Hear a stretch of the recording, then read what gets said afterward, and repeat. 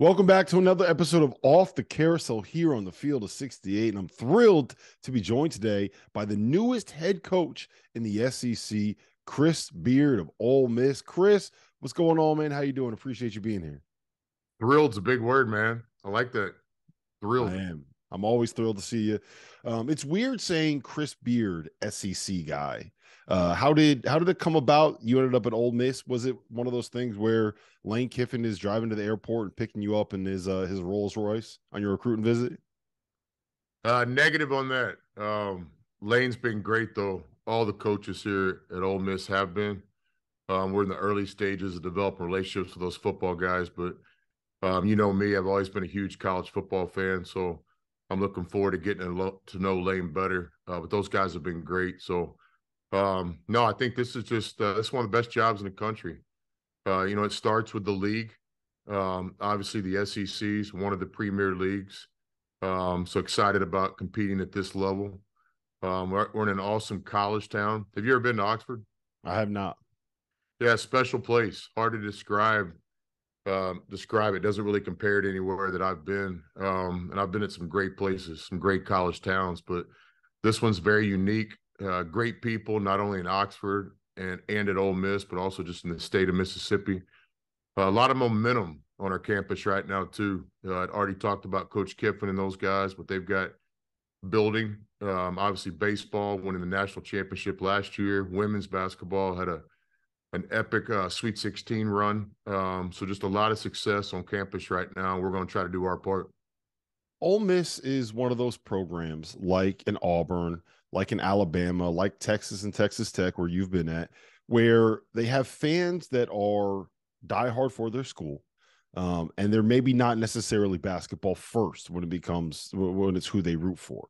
I think when you see winning at Auburn, what Bruce has done, being able to get that place one of the best home court environments in the sport. We saw it at Texas Tech. You had it rolling last year at Texas. I was down there in November. That place was rocking. Is that what you're trying to do with this Ole Miss team? And what's the first step to be able to build that kind of, maybe camaraderie is the wrong word, but that community aspect where it's the fans and the team and everybody supporting each other? Yeah, absolutely. That's one of our top objectives, and I'm very optimistic that we'll be able to get it rolling sooner than later. It starts with Ole Miss basketball. There's a lot of tradition here. A lot of great players, NBA players, a lot of great coaches. I think our challenge, and it's no different than other places we've been, is trying to unite everybody, get everybody on the same page. Whether you played for Kermit or whether you played for AK or Coach Evans or Coach Barnes or Coach Wetlick before them, it's trying to get all the different generations and time periods of Ole Miss basketball back under one kind of umbrella. We've worked hard at it. Obviously, college basketball has changed in these first weeks. It's been all about recruiting and getting this roster together. But we've also spent some real time in the early stages of developing these relationships. We inherited a nice foundation, a good culture from Kermit, somebody I have a lot of respect for. Somebody did a great job here. We benefit from his work here. But yeah, that's the plan, to try to get this thing rolling. And it's been done before. And so I'm optimistic that we can get it done quickly. You mentioned building the roster in the transfer portal and NIL era. Being able to get in there and recruit these pieces and get them to buy in quickly is the most important thing that you can be doing. You've landed some transfers already. How has that adjustment been recruiting to a new place? You haven't recruited to the SEC, you haven't recruited to Ole Miss, but you're still out there getting guys. Yeah, I mean, college basketball has definitely changed. Everybody knows that. I think the combination of two major rule changes, two of the top rule changes probably in the history of our sport, the portal and name, image, and likeness coming in at the same time. It's created some challenges, but it's also created some great opportunities. So, I'm one of those guys that tries to just tell me what we have, and I don't really worry much about what we don't have. And I see a lot of positive in this time in college basketball. We all recognize the challenges, but there's a lot of positives going on right now in our games too. So, recruiting, it's roster management. I think the days of fans showing up and seeing the same players play 4 or 5 years are probably going to be far and few between. So, at a place like Ole Miss, where we have a great responsibility to put a good product on the floor every year, It just means that recruiting never stops. So with this roster build that we're in the early stages of executing, it started with our returning players. We're really pleased. It looks like we'll have 4 players back from last year's team, four guys that I think can play. 4 guys that I don't view as guys that we just happen to inherit. These are 4 guys that I would recruit under any circumstances. Also, we're able to keep, one talented player from Kermit's recruiting class that'll be here this summer, Rashad, somebody that we have a lot of confidence in, could be a really good player, especially in the future. But I think there'll be an immediate role for him now as well. And then portal recruiting. We also, I thought we did some pretty good work in high school recruiting too, getting Cam Barnes from Duncanville and the 23, 24 high school recruiting class is going to be big for us too. So you mentioned portal recruits. You've landed maybe the tallest pair of recruits out of the portal in Jamarian Sharp and Usa Cisse. How are you going to play those 2 guys together? Or is it going to be something like, we just watched UConn win a national title, rotating Adama Sonogo and Donovan Clingan basically 5 minutes a pop. How are you going to use those 2 guys together? Yeah, we're excited about all our players. I'm not sure which ones I can talk about now versus later. But what I can say, is every player on our team, we love versatility. We love positionless players. Simply stated, we love guys that can do different things. And even with some of these guys that obviously have notable length and athleticism, I don't view them as just bigs. We got some talented guys that can play all over the floor, not only offensively, but defensively.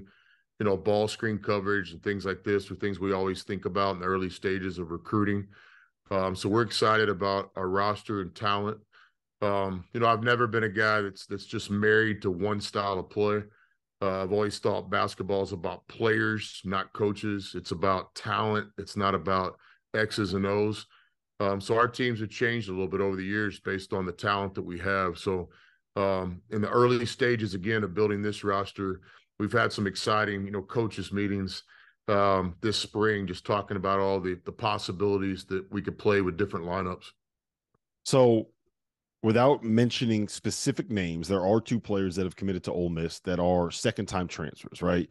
And the one thing that the NCAA has said is that even if a coach may or may not have gotten fired at your last job or the last school that you were at, if you're a second-time transfer, you're not going to be eligible immediately. How does that process work for you guys? Are there appeals that people have to go to? Are you a fan of that rule? Do you think guys should be able to move whenever they want to move? Like, what do you think about all that?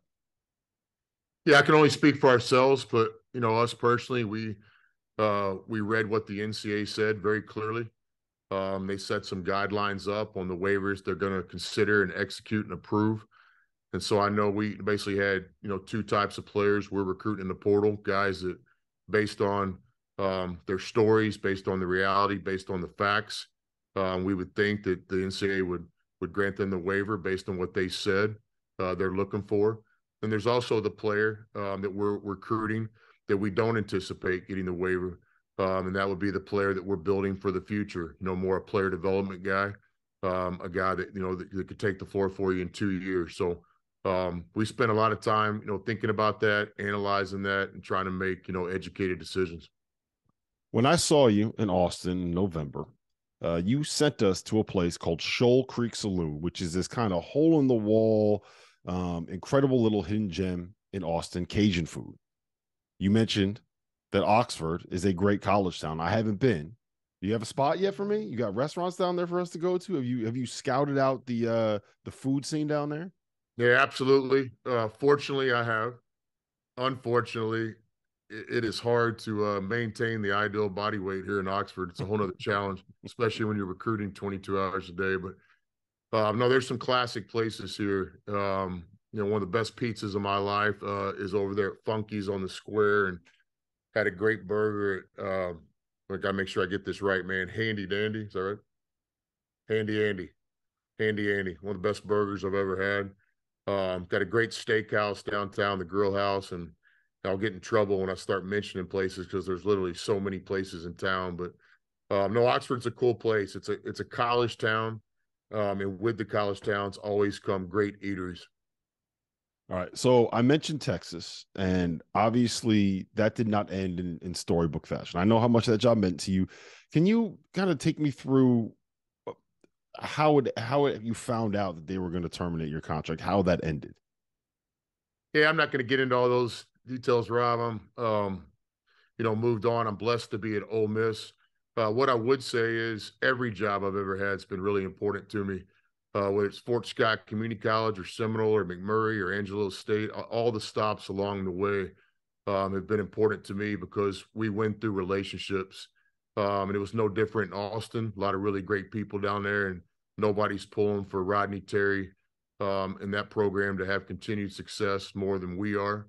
I do feel like we did a great job there in our 2 years. Not only did we build a foundation, but I think we built something that will be sustained. The challenge and the opportunity here at Ole Miss is undeniable. I've never been more excited. I mean, I'm always excited, but I just kind of think about what the opportunity that we have coming up here in the next few weeks and months. It's special. Obviously the roster is getting a lot of attention right now, but I'm equally excited and proud and just happy of the coaching staff we put together too.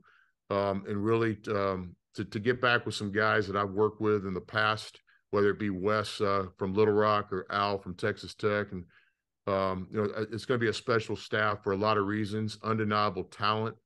But I think the relationships that we have together because of working together in the past, I think gives us a little bit of an advantage. We're always looking for an advantage. We're searching for, especially in this league, with the talent and coaching we have to compete against. But we do think our coaching staff and the cohesiveness and the experience that we have together, is a positive. How much of the Texas run to the Elite Eight did you watch? Did you pay attention to it all? Was it hard for you to kind of follow that team that you put together? No, not hard to follow at all because it's all about the players. Just so proud of those guys. That was a team that we put together to play in the Final Four. That was a team we put together to play on Monday night, and they were right there. And I think from a fan standpoint, that's what I became, right? I think if Dylan DeSue doesn't get hurt, I think they're playing in Houston. And just continued good news keeps coming. Jabari Rice getting the invite to the NBA Combine. Still super connected with those guys and really proud of everything that they're doing and did. Are you happy that RT got the job? Absolutely. Yeah, 100%. I remember talking to RT when he was the head coach at Utah, talking to him about coming to Texas and being on our staff. We had a vision, not only for the team success, but also our careers, mine, his, the other staff members. So yeah, super proud of RT, and nobody pulls for him harder than I do. You've had some highs in your coaching career. You made it to a national title game. You've also had some lows. After leaving Texas Tech the first time, you ended up in the ABA, which you have some fantastic stories from that maybe we could tell on a podcast one day. Did you think that after what happened last season that you would be back to this level this quickly? I didn't spend a lot of time thinking about time frames. Just try to execute what we've told the players for many years now. You just try to live where your feet are. Mm-hmm. That's challenging during times of success and good times. You win an NCAA tournament game, you got to get right back to where your feet are and look forward to the next game. It's also very challenging during times of adversity. Just trying to live where your feet are and try to not look too far ahead and certainly not look back. So I'd like to think that not only in this past year, but really my career in general, we've always had some success trying to kind of live in the moment and where we are. And I think that was kind of my compass in a lot of the things that we went through recently. So living in the moment, living where you are with this Ole Miss team, what's going to be the key for next year? What is going to be the difference between Chris Beard's first Ole Miss team being in the NIT, being in the NCAA tournament, making a run at an SEC title? What is the one thing that you're looking to build heading into next year? Well, obviously 1A, it's all about talent. It's a talent-driven business. No coach or player or basketball person would disagree with that. So everything's got to come together. We still have some work to do in this recruiting class. Once you get the talent on paper, there's still this thing called coaching, and there's still this thing called work and practice. Everybody wants to talk about the portal and name, image, and likeness, but I think it's still going to be basketball. You got to get a rebound. You got to get a stop. You got to get a basket. So we're going to have a great offseason. I think what we fight more than anything in job transitions is time. We're going to be competing against teams that have been together longer. We're going to be competing against teams with staffs that have been together longer. So I've always thought the number one thing in first year success is time. And so, this isn't going to sound too complicated. I mean, Jeff Goodman could even understand this terminology, but we basically just got to get something done today that maybe it takes 2 or 3 days for the next guy to get done. So there's a lot of urgency in our program right now, trying to win each day. But I think ultimately our fate will be about what kind of talent we can put together and how quickly it can come together. We've executed it very well in the past. Our Little Rock team, I thought, executed first year success maybe as well as any team in the history of college basketball. We've come really close at other spots, but that's the objective. We don't have a 2-3 year plan here. We got a great fan base. Our fans deserve a great product here in a few months, and that's our objective. We're working really hard at it. It's easy to talk about. It's a lot more difficult to actually do.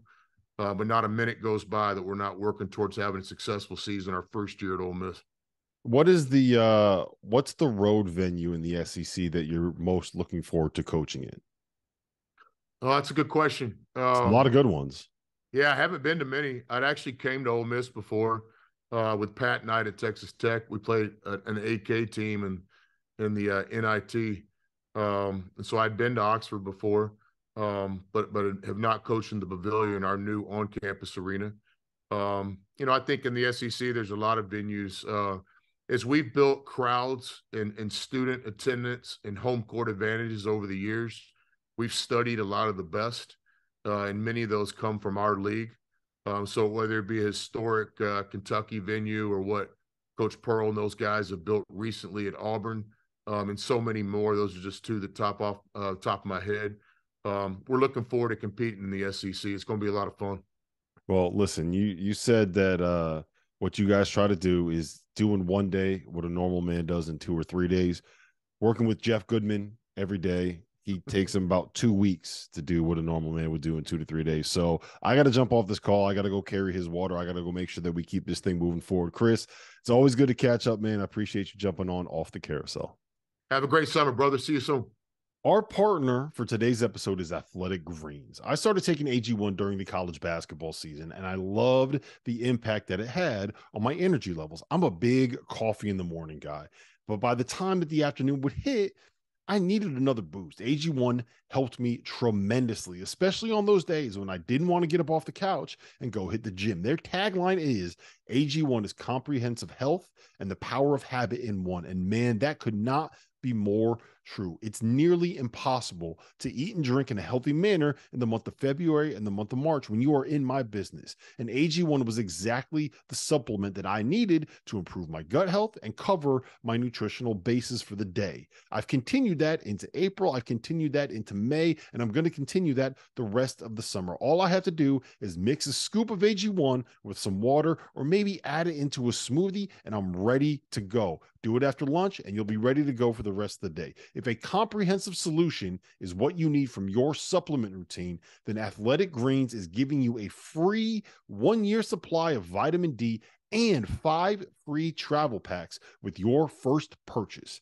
Go to athleticgreens.com/field68. That's Field 68 FIELD, the number 6, the number 8, and you can get yours now. So check it out and help support this show. Thanks.